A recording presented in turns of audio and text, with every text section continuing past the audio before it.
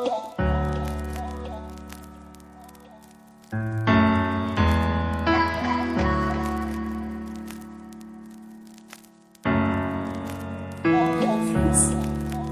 once again to the Maths class. Children, today I'll be teaching standard 10th factorization. Before I go into the teaching, I'll be just telling you the learning sequence for today's online teaching session. First of all, I'll be giving you the introduction of a polynomial. Then we'll be going into the detail of this chapter. So given here is an expression of a polynomial.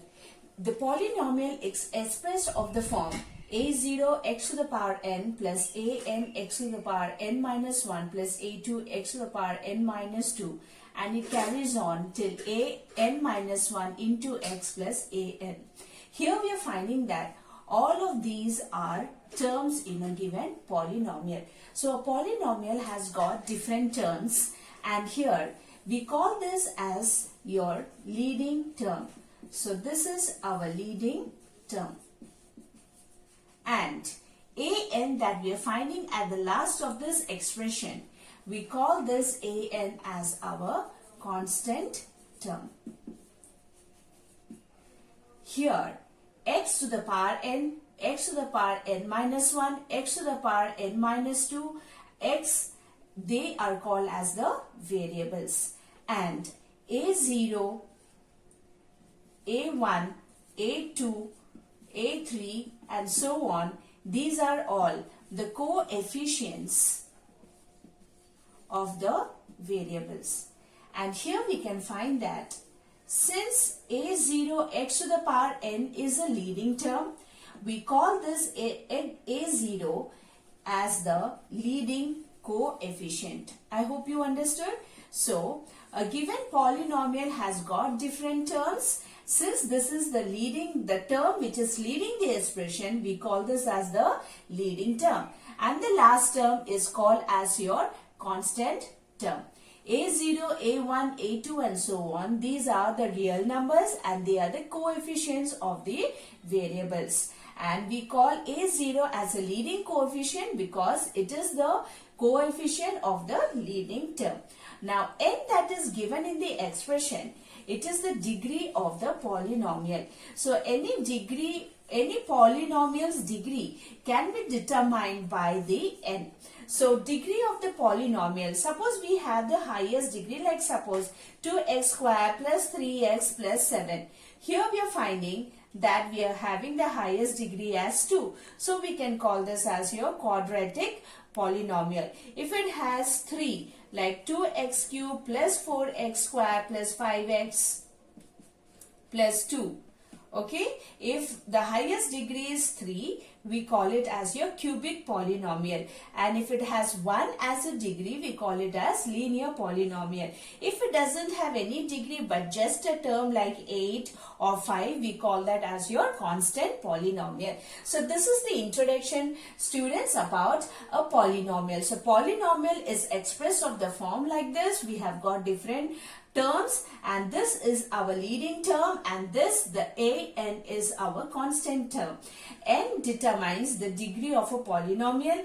The highest degree which is present in a given polynomial is determining the degree of the polynomial. Suppose we have here 2, we call this as your quadratic polynomial. If it is 3, we call it as your cubic polynomial, and so on.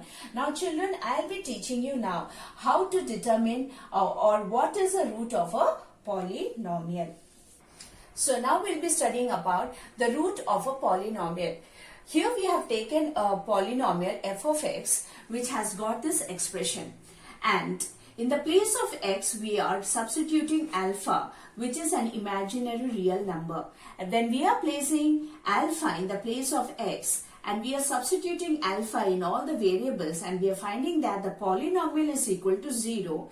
Then this alpha, which is a real number, is called as the root of the polynomial.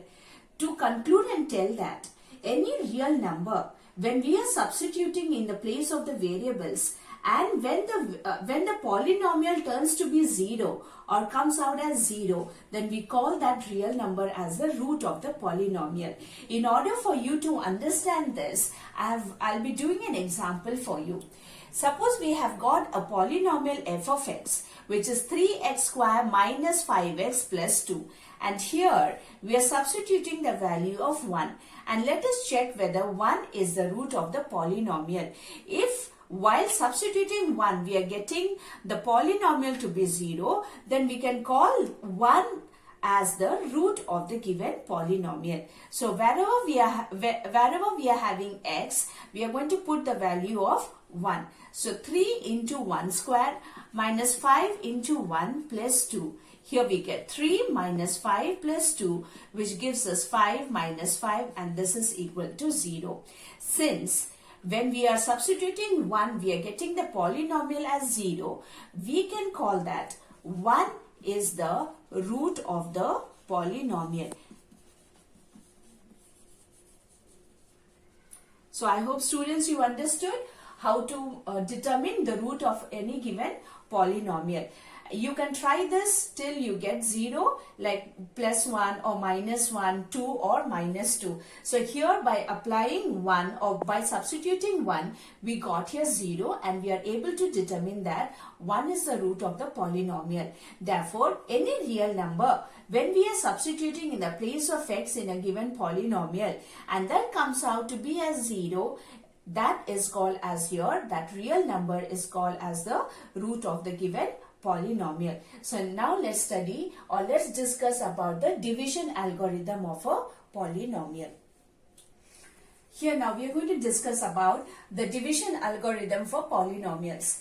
Here we have taken a number 292 divided by 6. So when we are dividing 292 with 6, we are getting the quotient as 48 and the remainder as 4. So when a number can be divided, a polynomial also can be divided. In our lower classes, we had studied about the division algorithm for your numbers. Like how do we know? We know it by the formula. Dividend is equal to divisor into quotient plus remainder. So here we have got the dividend as 292, divisor as 6, quotient as 48 and the remainder as 4.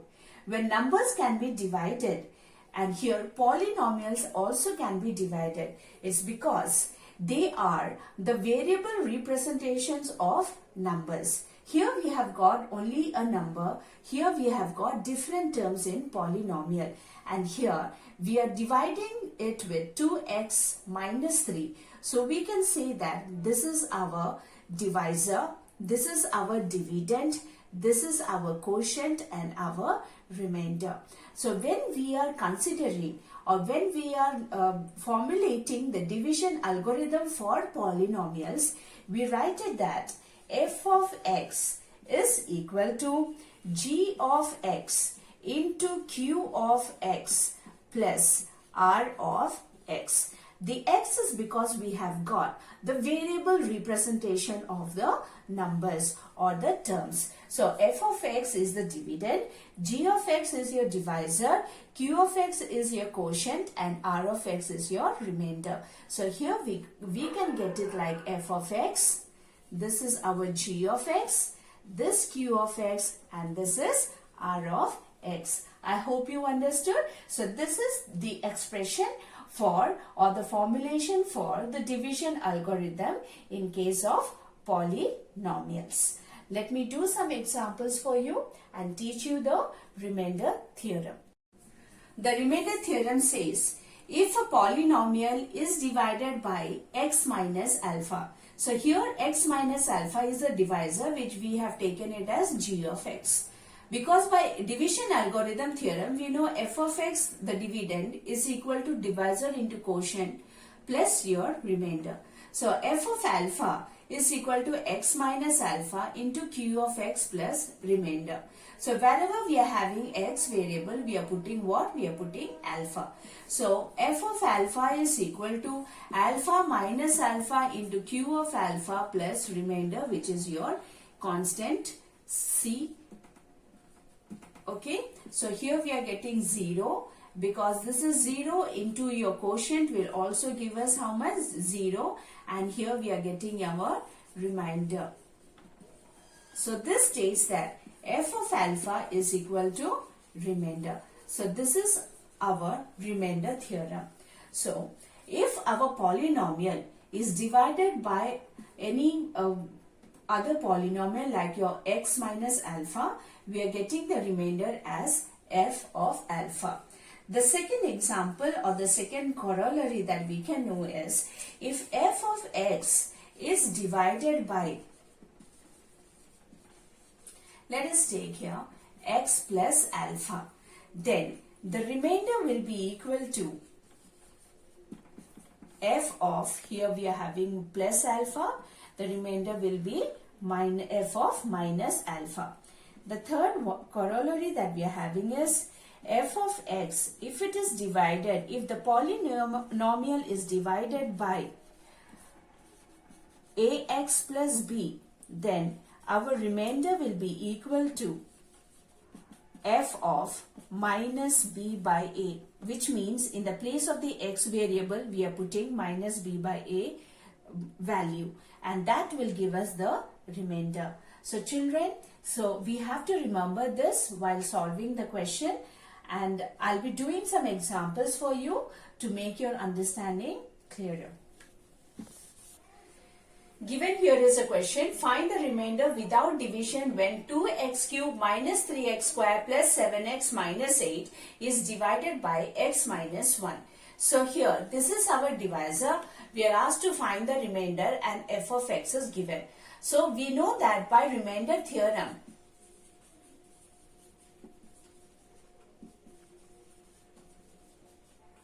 f of 1 is equal to our remainder.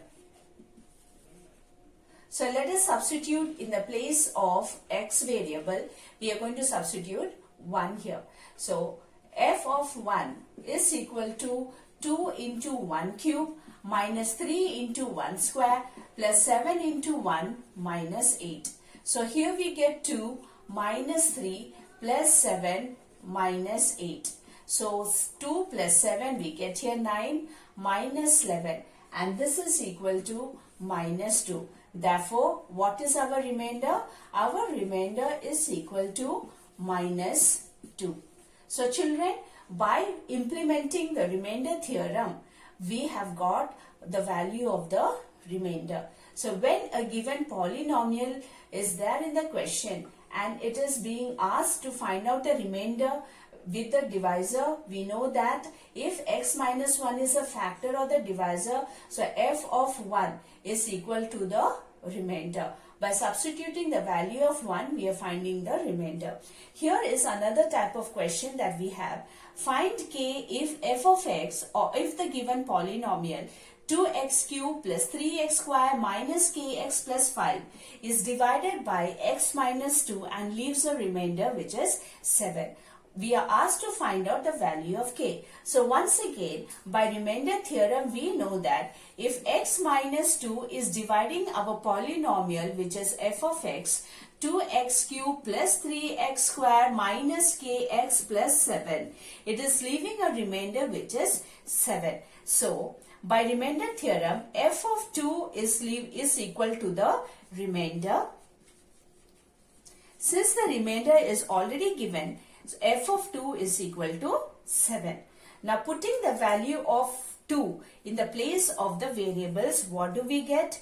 2 into 2 cube plus 3 into 2 square minus k into 2 plus 5 is equal to 7. So 2 into 8 plus 3 into 4 minus 2k plus 5 is equal to 7.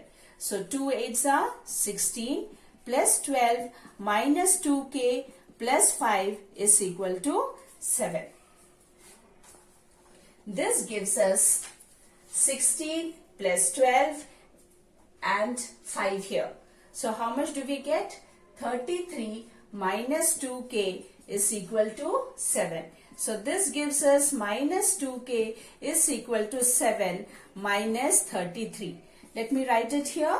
So minus 2k is equal to minus 26. So when we are subtracting it, we get here minus 26, and k is equal to 26 upon 2. Therefore, the value of k is how much? 13. So we found out the value of k by putting the remainder theorem method in this question, and we found out the value of k. Children, I hope you understood. So this is about the remainder theorem, children. And in the next class, I'll be teaching about the factor theorem. I hope all of you understood. So it will be easy for you now to do the questions and apply the remainder theorem and find out the root of a given polynomial. Thank you, children, and stay safe.